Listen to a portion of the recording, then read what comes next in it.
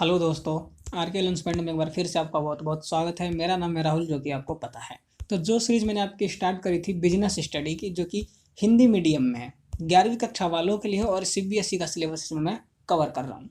और ये बात मैं हर बार इसलिए बताता हूँ कि अगर कोई नया व्यूअर, कोई नया स्टूडेंट हमारे साथ जुड़ा हो तो उसे किसी प्रकार की कोई प्रॉब्लम समस्या ना हो, कोई भी कन्फ्यूजन नहीं रह जाए, इसलिए मैं हर बार ये बताता हूँ। तो इसी सीरीज में मैं आपकी चैप्टर 4 की अगली एक्सरसाइज यानी कि 4.3 के साथ हाजिर हूँ। इससे पहले के जितने भी चैप्टर्स, जितनी भी एक्सरसाइजेस हैं, उन सभी का वीडियोस आपको मेरे चैनल पर मिल जाएगा। प्लेलिस्ट उसका बनाया हुआ है, वहाँ पर जाकर आप देख सकते हैं। और उस प्लेलिस्ट का लिंक डिस्क्रिप्शन में दिया हुआ है, तो वहाँ से आप जाकर उन सभी को देख सकते हैं और पढ़ सकते हैं अगर अभी तक नहीं पढ़ा है तो। और नोट्स के पीडीएफ चाहिए तो हमारे टेलीग्राम चैनल को ज्वाइन कर लेना। टेलीग्राम चैनल पर आपको हर प्रकार की पीडीएफ्स मिल जाएंगी, ठीक है। इसका लिंक भी आपको डिस्क्रिप्शन में मिल जाएगा टेलीग्राम चैनल का। तो चलिए वीडियो को अब स्टार्ट करते हैं। तो आज की एक्सरसाइज है 4.3, जीवन बीमा, अग्नि बीमा और सामुद्रिक बीमा के ऊपर ये एक्सरसाइज है।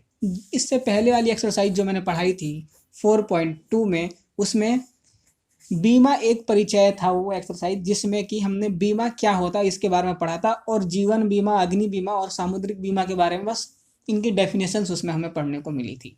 तो आज की इस एक्सरसाइज में हम इन्हीं के ऊपर विस्तार से पढ़ेंगे कि जीवन बीमा क्या होता है, अग्नि बीमा और सामुद्रिक बीमा क्या होता है, इनमें क्या क्या बातें देखी जाती हैं, जानने की क्या क्या इसमें आवश्यकता हमें है, और पेपर में क्या क्या चीज़ें पूछी जा सकती हैं साथ में, वो भी मैं बताता चलूँगा। तो चलिए स्टार्ट करते हैं। सबसे पहले जान लेते हैं जीवन बीमा क्या होता है। वैसे इन सभी की डेफिनेशंस मैं पहले भी बता चुका हूँ, ठीक है, तो फिर भी एक बार और दोबारा से करवा देता हूँ ताकि रिवाइज हो जाए। इसका अभिप्राय ऐसे बीमे से है जिसके अंतर्गत बीमा कंपनी एक निश्चित प्रीमियम प्राप्त करने के फलस्वरूप बीमाधारी को निश्चित अवधि के पूरे होने या पूर्व मृत्यु पर एक निश्चित धनराशि देने का वचन देती है, ठीक है। यहाँ पर थोड़ा सा मिस प्रिंट हो गया है, ठीक है, तो कोई बात नहीं। चलिए, जहाँ पे जो भी गलती होगी वो मैं आपको बता दूंगा। यहाँ पे ये है कि बीमा एक ऐसा बीमा होता है जिसके अंतर्गत जो बीमा कंपनी होती है वो एक निश्चित प्रीमियम लेती है। आपको हर महीने प्रीमियम जमा करनी होती है ना, तो उसी प्रीमियम के फल स्वरूप क्या करती है वो, जब एक अवधि पूरी हो जाती है, उस बीमे की अवधि जो भी है वो पूरी हो जाती है, तो पूरे होने के बाद जो धनराशि मिलना होता है, जो कि पहले से निश्चित कर दिया जाता है, वो आपको मिल जाता है। और अगर अवधि के पूरा होने से पहले मृत्यु हो जाती है बीमाधारी की, तो उसके आगे प्रीमियम जमा करने की ज़रूरत नहीं है।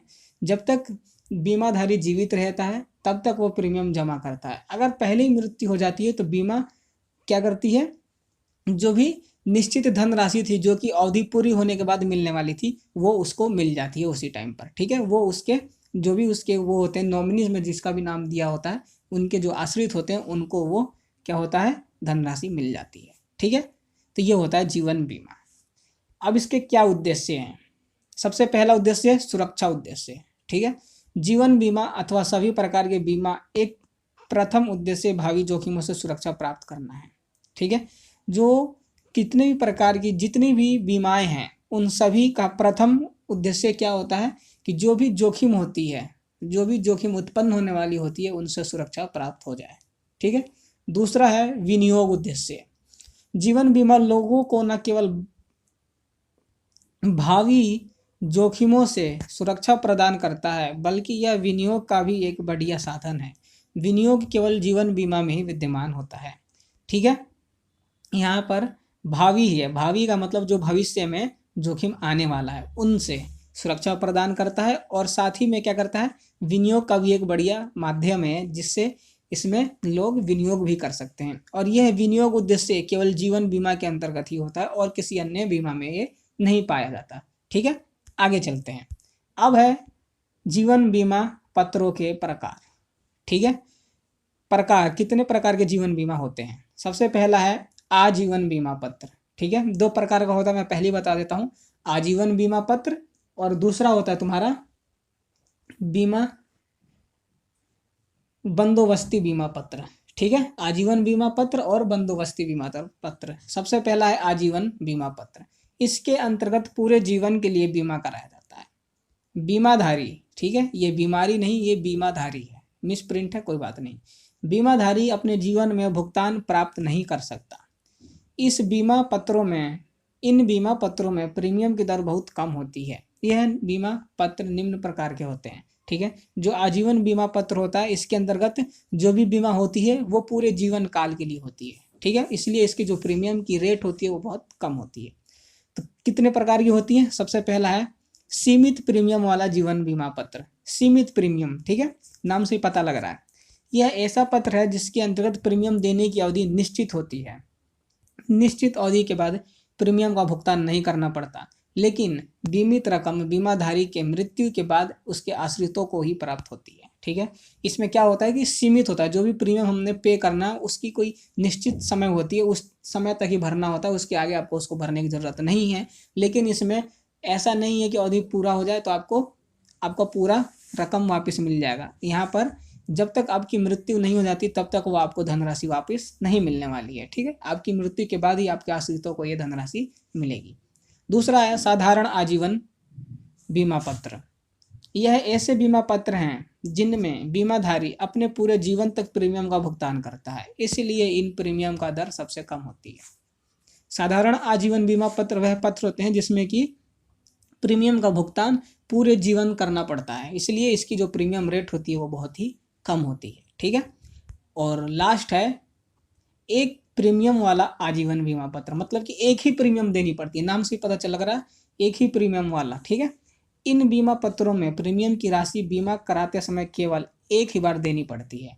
इन पर प्रीमियम की राशि अधिक होती है, ठीक है। क्या होता है कि एक बार प्रीमियम दो और आपका दोबारा प्रीमियम नहीं देना पड़ेगा, इसलिए इन प्रीमियमों की राशि जो अधिक होती है बहुत ज़्यादा होती है इनकी, ठीक है। तो ये थी हमारे आजीवन बीमा पत्र जो कि 3 प्रकार के होते हैं।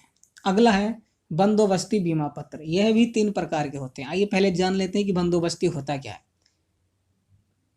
जीवन बीमा पत्रों का यह सबसे अधिक प्रचलित प्रकार है, मतलब कि जो जीवन बीमा पत्र उन सब में से सबसे जो प्रचलित प्रकार है वो यही है, बंदोबस्ती जीवन बीमा पत्र, ठीक है।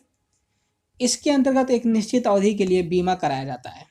एक निश्चित अवधि से पूर्व निर्धारित मृत्यु होने पर उसके उत्तराधिकारी को अथवा निश्चित अवधि तक जीवित रहने पर स्वयं को बीमा कंपनी से पूर्व निश्चित रकम प्राप्त होती है। इसकी प्रीमियम दर जीवन बीमा पत्रों की अपेक्षा अधिक होती है। बंदोबस्ती बीमा पत्र निम्न प्रकार के होते हैं। 3 प्रकार की होती है बंदोबस्ती बीमा पत्र, ठीक है। आगे मैं वही बताऊंगा कौन कौन सी होती है। तो बंदोबस्ती बीमा पत्र वह पत्र होती है जिसमें कि बीमा एक निश्चित अवधि के लिए कराया जाता है। अगर उस अवधि तक आप जीवित हैं तो आपको मिल जाएगी उसकी रकम, अन्यथा आपके आश्रितों को उसकी रकम मिलेगी, ठीक है। आगे चलते हैं। सबसे पहला है साधारण बंदोबस्ती जीवन बीमा पत्र। साधारण, यह है बीमा पत्र निश्चित अवधि का होता है, ठीक है। जो बीमा पत्र होता है यह निश्चित अवधि के लिए कराया जाता है। इस बीमा पत्र की रकम अवधि समाप्त होने पर बीमाधारी को अथवा निश्चित अवधि से पहले बीमाधारी की मृत्यु हो जाने पर उसके आश्रितों को प्राप्त होती है, ठीक है। इसमें जो भी अवधि है उससे पहले अगर आपकी मृत्यु होती है तो आपके आश्रितों को मिल जाएगी, और अन्यथा आप जीवित रहते हैं तो आपको आपकी रकम मिल जाएगी। दूसरा है दोहरा बंदोबस्ती जीवन पत्र। इसके अंतर्गत बीमाधारी की मृत्यु निश्चित अवधि से पूर्व होने पर बीमा पत्र की राशि उसके आश्रितों को प्राप्त हो जाती है, और यदि बीमाधारी उस तिथि तक जीवित रहते हैं तो उसे बीमा पत्र की राशि के दुगने के बराबर भुगतान प्राप्त होता है। दुगनी राशि प्राप्त होने के कारण ही इसे दोहरा बंदोबस्ती जीवन बीमा पत्र कहा जाता है, ठीक है। अगर जो भी आपकी अवधि है उस अवधि से पहले आपकी मृत्यु हो जाती है तो जो राशि है वो आपके आश्रितों को प्राप्त हो जाती है। अगर आप उस अवधि तक, उस तिथि तक जीवित रहते हैं तो फिर वो आपको जो भुगतान आपको मिलेगी वो डबल मिलती है, दुगना मिलता है। इसीलिए इसका नाम दोहरा बंदोबस्ती जीवन बीमा पत्र है, ठीक है। अगर आप जीवित रहते हैं तो इसमें आपको डबल भुगतान मिलेगा, और अन्यथा आपके आश्रितों को उतना ही पैसा मिल जाएगा जितना निश्चित है पहले, ठीक। अगला है विलंबित बंदोबस्ती जीवन बीमा पत्र। विलंबित का मतलब होता है देर से, ठीक है। इस बीमा पत्र की राशि का भुगतान एक निश्चित अवधि के बाद ही प्राप्त होता है, चाहे बीमाधारी की मृत्यु पहले ही क्यों ना हो जाए, ठीक है।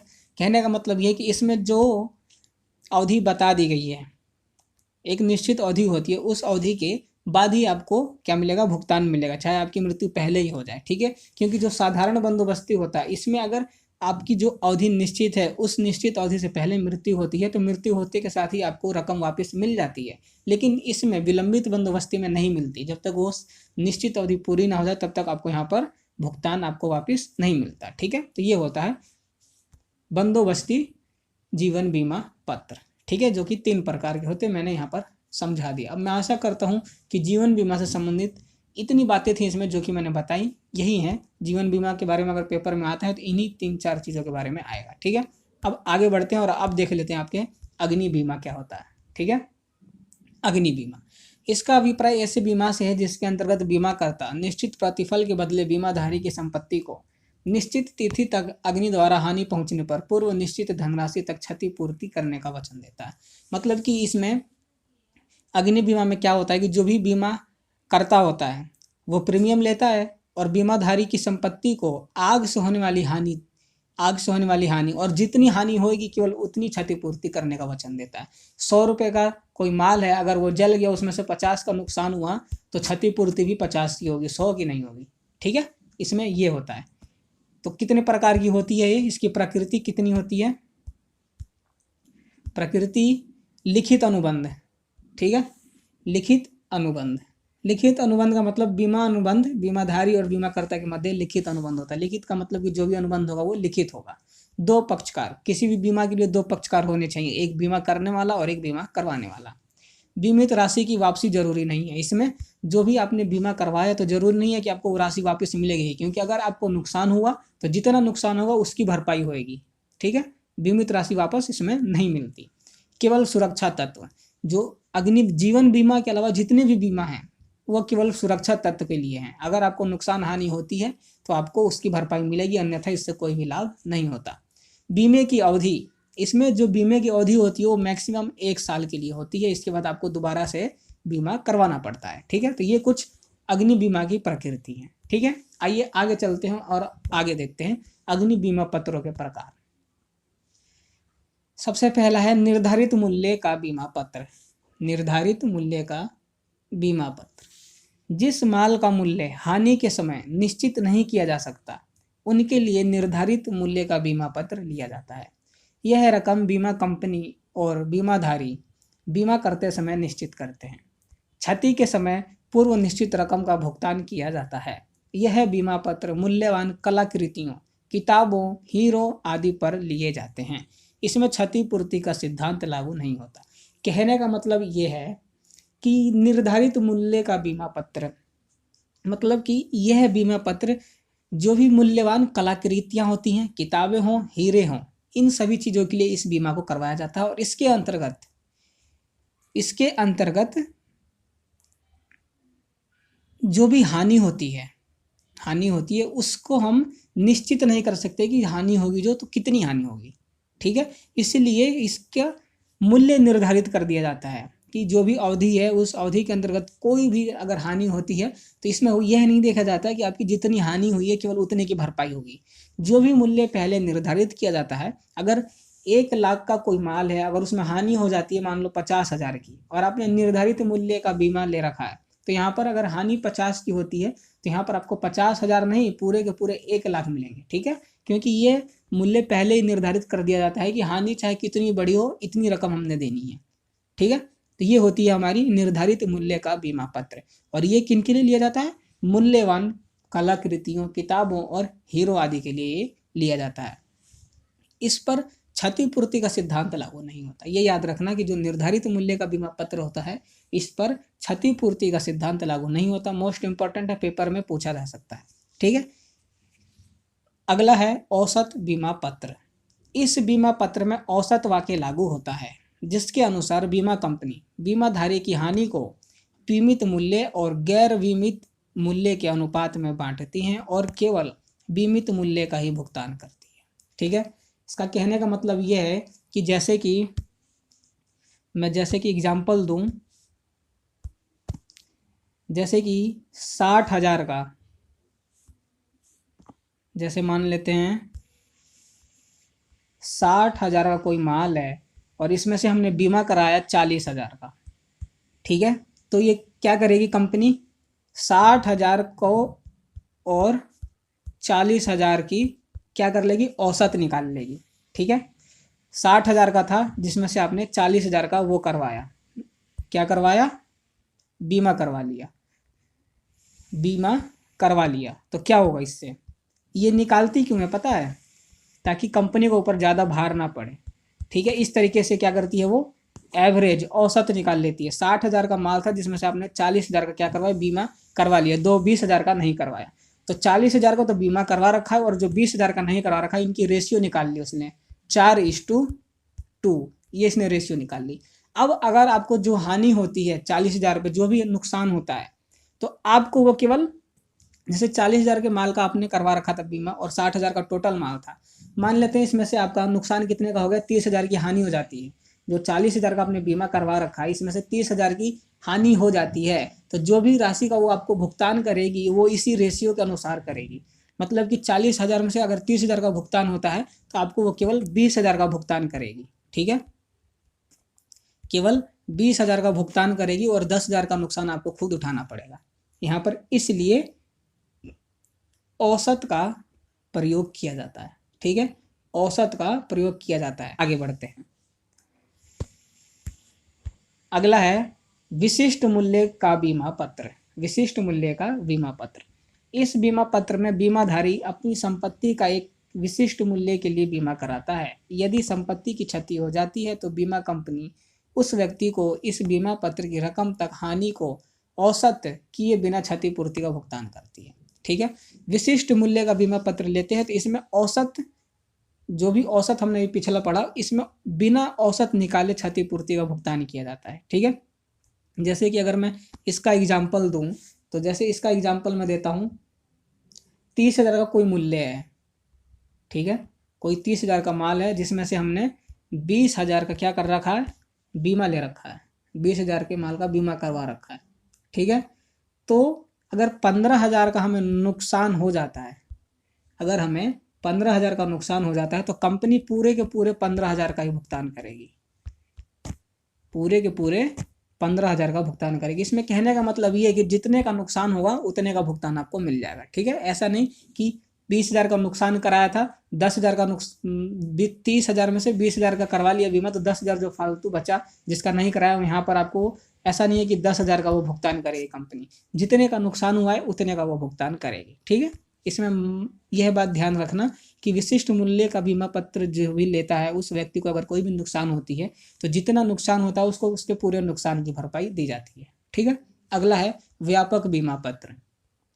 इस पॉलिसी में बीमा कंपनी माल को प्रभावित करने वाले सभी प्रकार के जोखिमों से सुरक्षा प्रदान करती है, हर प्रकार के उत्पन्न क्षति को पूरा करने का वचन देती है। ठीक है, व्यापक बीमा पत्र में हर प्रकार के जोखिम से सुरक्षा मिलती है, चाहे बाढ़ हो, तूफान, आंधी, कुछ भी हो, किसी प्रकार की जोखिम हो, उन सभी से इसको सुरक्षा प्रदान की जाती है। और अगला है मार्ग बीमा पत्र।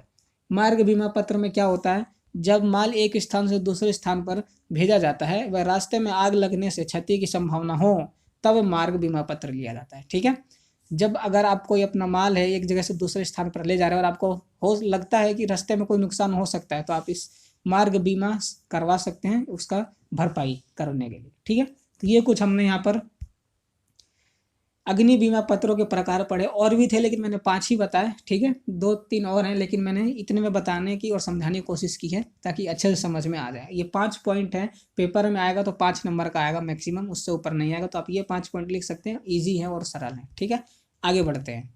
अब बात कर लेते हैं सामुद्रिक बीमा की। सामुद्रिक बीमा क्या होता है, इसका अभिप्राय ऐसे बीमा से है जिसके अंतर्गत बीमाकर्ता बीमाधारी को समुद्री जोखिमों से उत्पन्न हानि की क्षतिपूर्ति करने का वचन देता है। ठीक है, अगर सामुद्रिक जोखिम आपके ऊपर आती है, उससे कोई हानि हो जाती है, तो उसकी क्षतिपूर्ति का वचन कौन देता है, सामुद्रिक बीमा देता है। ठीक है, इसकी विषय वस्तु क्या है देख लेते हैं। माल अथवा कार्गो का बीमा, समुद्री जहाज द्वारा ढोए जाने वाले माल को कार्गो कहते हैं। जो समुद्री जहाज होता है, जो माल ढोता है, उसको हम कार्गो कहते हैं। ठीक है, इसी के जोखिमों से सुरक्षा हेतु बीमा कराया जाता है। अगर माल को कोई नुकसान ना हो जाए ढोते समय, इसी के नुकसान की भरपाई के लिए हम बीमा करवाते हैं। ठीक है, समुद्र में उत्पन्न होने वाली जोखिमों में युद्ध, आग, चोरी व दुश्मन द्वारा माल जब्त करना आदि मुख्य है। मतलब कि समुद्र में कैसी जोखिम उत्पन्न हो सकती है, या तो युद्ध, या तो आग लग जाए, उसमें चोरी हो जाए, या कोई दुश्मन उसको हड़प ले या अपने कब्जे में ले ले।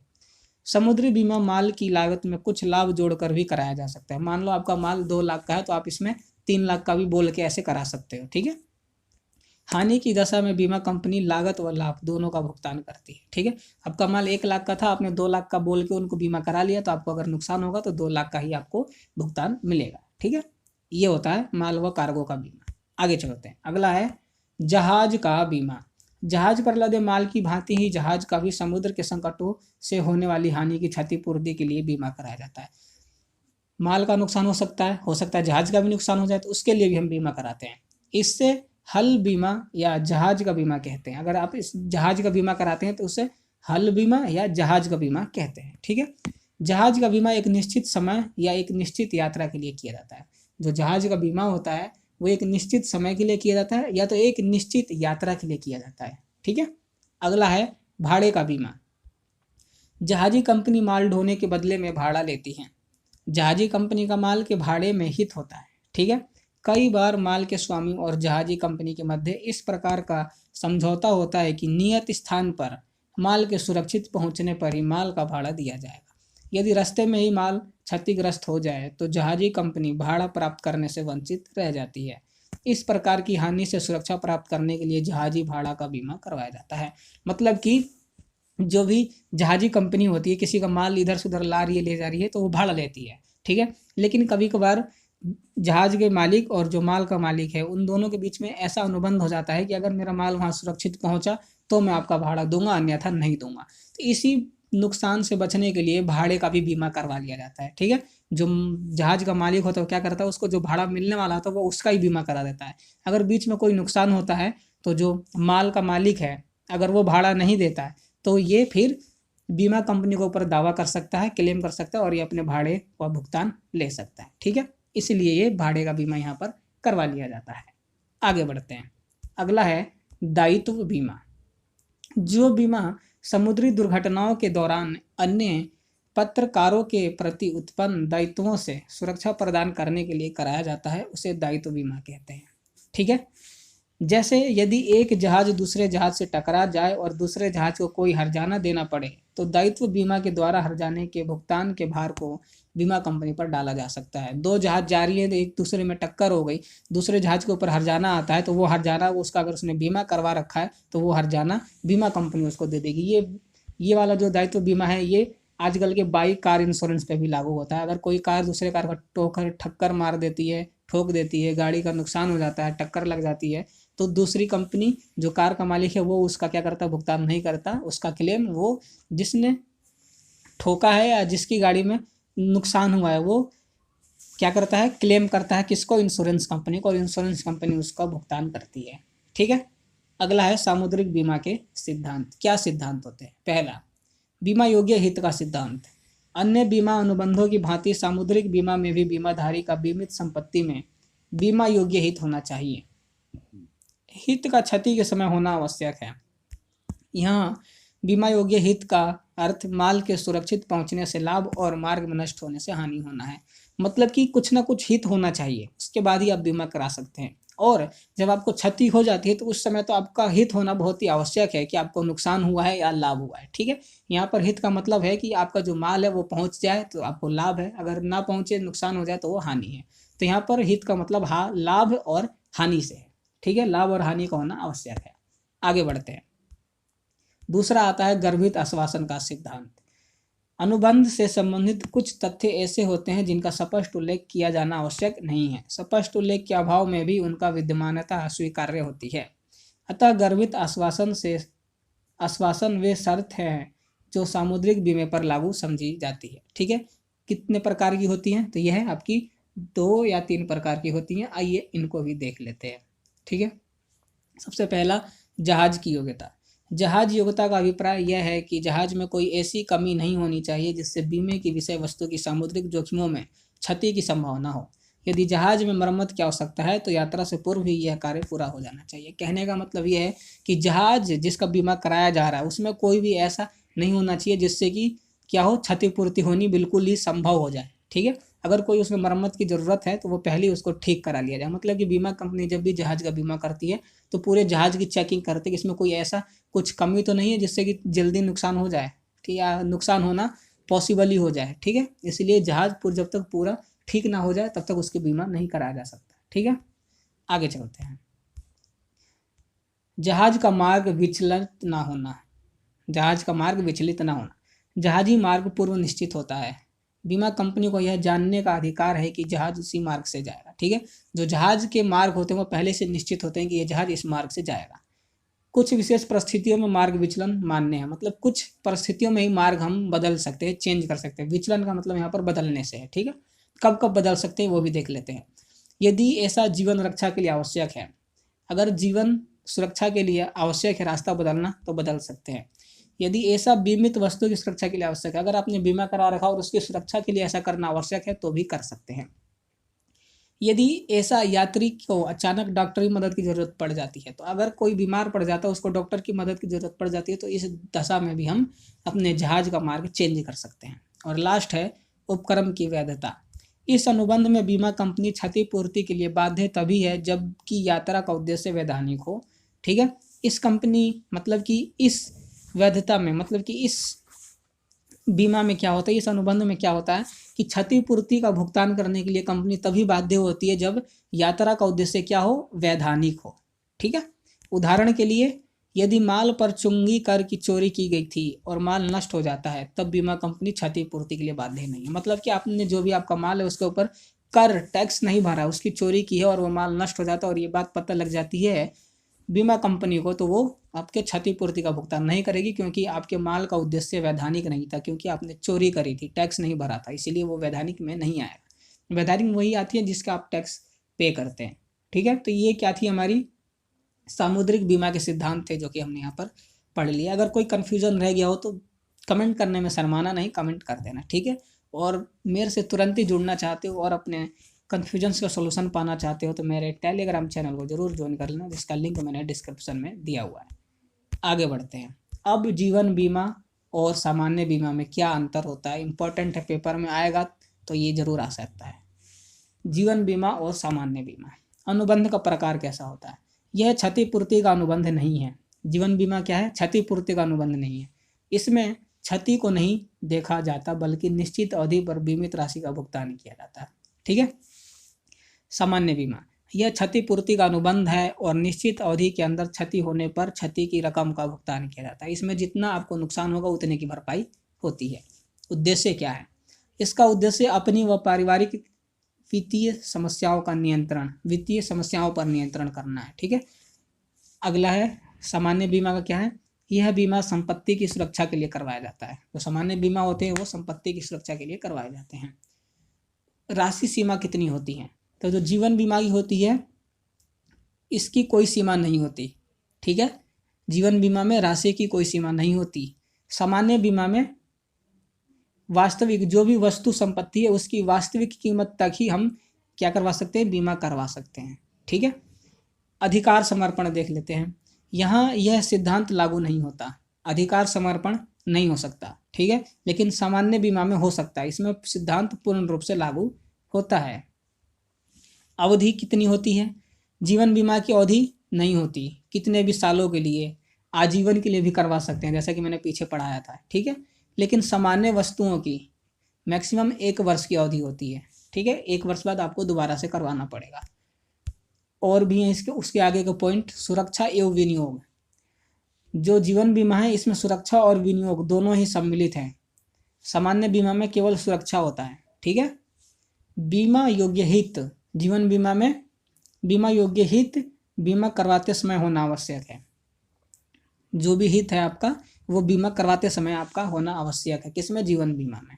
और सामान्य बीमा में अग्नि बीमा करवाते समय तथा क्षति के समय दोनों ही समय बीमा योग्य हित होना अति आवश्यक है। मतलब कि अग्नि बीमा में जब बीमा करवा रहे होंगे और आपको जब क्षतिपूर्ति का भुगतान मिल रहा होगा दोनों ही समय आपके हित का होना आवश्यक है। हित का मतलब लाभ और हानि से है। सामुद्रिक बीमा में बीमा योग्य हित केवल क्षति के समय होना आवश्यक है। मतलब कि अगर आप सामुद्रिक बीमा करवाते हैं तो उस टाइम आपको आपके हित का होना आवश्यक नहीं है, लेकिन आपके क्षतिपूर्ति का जब भुगतान होगा तो उस समय आपके हित का होना आवश्यक है। मतलब कि आपको उस समय बताना पड़ेगा कि आपको कितना हानि हुआ है, कितना नुकसान हुआ है, ठीक है। अगला है चरित्र संबंधी जोखिम। इसमें यह जोखिम सुनने के बराबर होता है, क्योंकि मनुष्य स्वयं मरना पसंद नहीं करता। ठीक है। जोखिम, जो जीवन बीमा में जो जोखिम होता है बहुत ही कम होता है। ठीक है, क्योंकि खुद व्यक्ति अपनी मृत्यु पसंद नहीं करेगा, कोई भी व्यक्ति मरना पसंद नहीं करता। सामान्य बीमा में क्या होता है, इसमें यह जोखिम अधिक होता है। कोई भी व्यक्ति धन के लालच में अपनी संपत्ति को नष्ट कर सकता है, मतलब कि इंश्योरेंस का पैसा लेने के लिए वो अपनी संपत्ति का नुकसान खुद कर सकता है। ठीक है, इसलिए इसमें ज़्यादा जोखिम होता है। किसमें? सामान्य बीमा में। समर्पण मूल्य, जीवन बीमा में क्या होता है, इसमें समर्पण मूल्य होता है, अर्थात बीमा पत्र रद्द होने पर कुछ पैसा वापस मिल जाता है। ठीक है, अगर आपका जो बीमा पत्र है वो रद्द हो जाए तो उसके बाद भी आपको कुछ पैसा वापस मिल सकता है। किसमें? जीवन बीमा में। सामान्य बीमा में ऐसा कुछ नहीं होता। ठीक है, अगर बीमा पत्र रद्द हो जाए तो कुछ भी नहीं मिलेगा। ठीक है, तो ये कुछ क्या है, जीवन बीमा और सामान्य बीमा में डिफरेंस है, अंतर है जो मैंने बताया, जो कि पेपर के दृष्टिकोण से बहुत ही इंपॉर्टेंट है। तो इसे पढ़ लेना, समझ लेना, याद कर लेना। तो आज की एक्सरसाइज में बस इतना ही। एक एक्सरसाइज और रह गई है आपकी 4.4, इसके बाद ये चैप्टर समाप्त हो जाएगा। ठीक है, तो अगर इस एक्सरसाइज से रिलेटेड कुछ भी कन्फ्यूजन रह गया हो तो नीचे कमेंट कर देना, जिससे मुझे पता चल सके। ठीक है, और पीडीएफ के लिए मैंने टेलीग्राम बता दिया और डिस्क्रिप्शन में भी लिंक है, वहाँ से भी डाउनलोड कर सकते हो। और टेलीग्राम जरूर ज्वाइन कर लेना, ताकि आपको कोई भी कन्फ्यूजन हो तो आप इमीडिएटली मेरे से कनेक्ट होकर सोल्यूशन उसका पा सको। ठीक है, तो आज की वीडियो में बस इतना ही। अगर अभी तक हमारे चैनल को सब्सक्राइब नहीं करा तो सब्सक्राइब करके नोटिफिकेशन बेल को ऑल पर जरूर सेट कर लेना, ताकि नोटिफिकेशन से मिस ना होना पड़े। और कमेंट कर देना जो भी हो, लाइक कर देना वीडियो अच्छी लगी हो तो, और अपने दोस्तों के साथ भी शेयर करना जो कि बिना स्टडी हिंदी में पढ़ना चाहते हो। तो आज की वीडियो में बस इतना ही। बहुत जल्द मैं आपकी अगली एक्सरसाइज के साथ मिलूंगा, तब तक के लिए गुड बाय, जय हिंद, जय भारत।